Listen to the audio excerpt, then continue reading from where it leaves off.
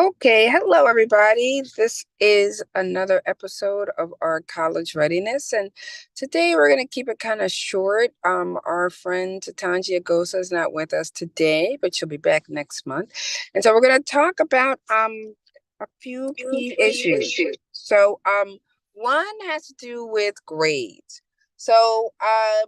Whether or not you're in in high school, in middle school, whether you're a ninth grader, you're a 12th grader, a hugely important thing is that you keep those grades up.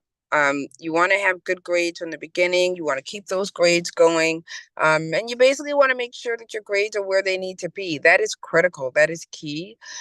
Also, you want to make sure that you are working on um, high achieving classes. So if you're in ninth or 10th grade, you want to be looking at honors classes. If you're 11th and 12th grade, you want to be looking at high performing classes, AP classes. You want to also be focusing on classes that are going to help you in terms of getting into specific programs that you're interested in. So if you're interested in, for example, pre-med, maybe taking AP history is not what you really need to be focusing on. Conversely, if you're very interested in, um, you know, doing a history major, then doing AP chemistry may not what you need to be focusing on. So you want to take classes that are focused on where your interests are, what you want to be doing long term in your career, if you figure that out, or shorter term in terms of what your interests are. And then really connect those two things so that there's a marriage there for what you're interested in, what you want to do, what you're good at, and then classes that will focus all of that. So grades are essential. You got to have good grades. We're not going to talk so much about SAT, ACTs today. We're going to do that more when Satanji gets back. But certainly thinking about your SAT and SAT scores is important. A lot of schools are SAT and ACT optional now. So you also want to think about what that looks like. In future shows, we're going to talk about internships and summer plans and whether you should pay for some of those things. And uh, all of that goes to helping you in terms of um, a better overall view of your programming and what you're doing and what your focus is. But for now, we're going to focus on grades, SAT, recommendation letters, and your counselor. Okay, so let's get to counselors. So I speak with a lot of students who have interesting thoughts about counselors. My thought about counselors is they are wildly important and they write your letters of recommendation. And if you don't have a great relationship with your counselor, you need to get a good relationship with your counselor. So, how can you do that? I say students should start, if you're in high school, you should start in ninth grade. So you should start by making meetings with your counselor, having your parents meet with the counselor, starting to involve them in the process, starting to involve them in schools you're interested in, really being cognizant of how they can support you and making it clear to them that you want their support. A lot of students also, they look at counselors almost in I have to talk to these people kind of a way, but that's really not how you should see them. You should look at them as trusted advisors in the process and look at them too as people that can help you to get from point A to point B. So, how do you do that? You need to make appointments with the counselor. I would say as soon as you're in high school, I would be meeting with my counselor, in ninth grade, at least every semester.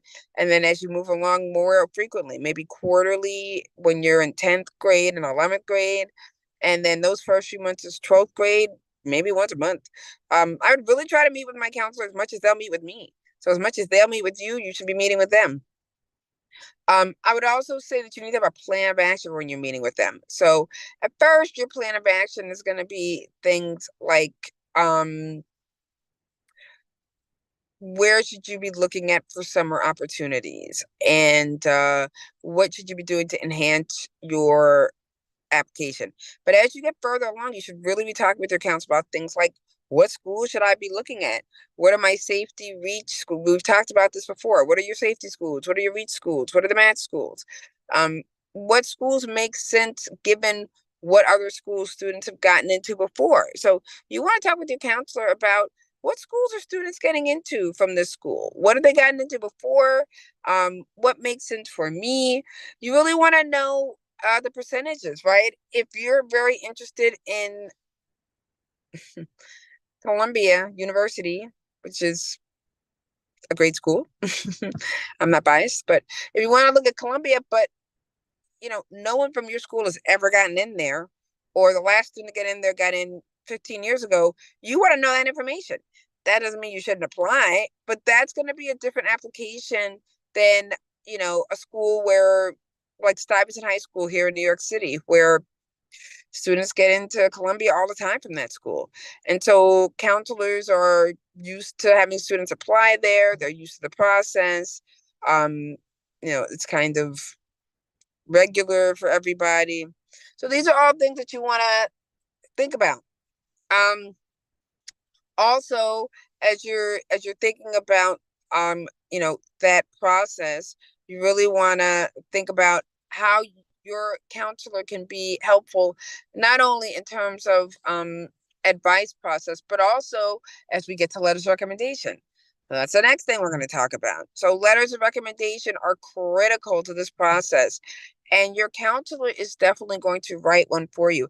It's one of the letters we talk about less than some of the others, but just to be clear and to be sure and to understand, um, counselors do a nice job of writing letters for you. So they're going to write letters for you that will lead to you um being able to get into schools. And they write letters that are sort of overall letters. So you're going to also need to get letters of recommendation from other people. We'll talk about that in a minute. But counselors are going to write a letter of recommendation for you. It's basically going to be sort of the letter from the school that says, yes, this person is a great student. We think they would be fabulous at the school, and you should consider them, and you should think about them, and so forth and so on. So they're going to be part of that process. So that's another reason why you want to get to know your counselors, because if they don't know you, they never met you before, or they have no idea who you are, or maybe they know you, but they don't know you very well, none of that is going to help you in the application process. So all of that you really want to shore up, and you want to make sure that they know who you are, so that they can write a nice letter of recommendation for you. So these are all things to think about as you're going through the process and you're thinking about letters of recommendation. And your counselor is going to be essential in that. They're gonna have to help you with that process. They're gonna have to be part of that process. And then for today, the last thing I wanted to talk about are overall letters of recommendation. So overall, you definitely want to get letters of recommendation. And how you're going to do that is you're going to talk to teachers, to your counselors, to advice from your parents as to who you should be asking for letters. And so you're going to do this, and what you want to really think about is who can write a good letter for you. Now, if you're in ninth or 10th grade, this isn't going to be as much of an issue because you're probably going to wait until maybe you're in 11th or 12th grade to decide who's going to write your letters of recommendation. But, if you're in 12th grade and you got a teacher who's really fabulous and they like you, you like them, and you think they could write a really phenomenal letter for you, this is somebody maybe you sort of start to think about. I mean, you're not going to ask them in ninth grade, but you could definitely start to think about somebody who you could cultivate for a future letter. And certainly by the time you get to 11th grade, you should really start thinking about this. Now, the key to this process is going to be when you ask for somebody for a letter of recommendation, you really want to have a conversation with them that is something along the lines of, look, I really admire you as a teacher. I think you're great. I would like to know if you can write a really strong letter of recommendation for me. And if you can, that's fabulous.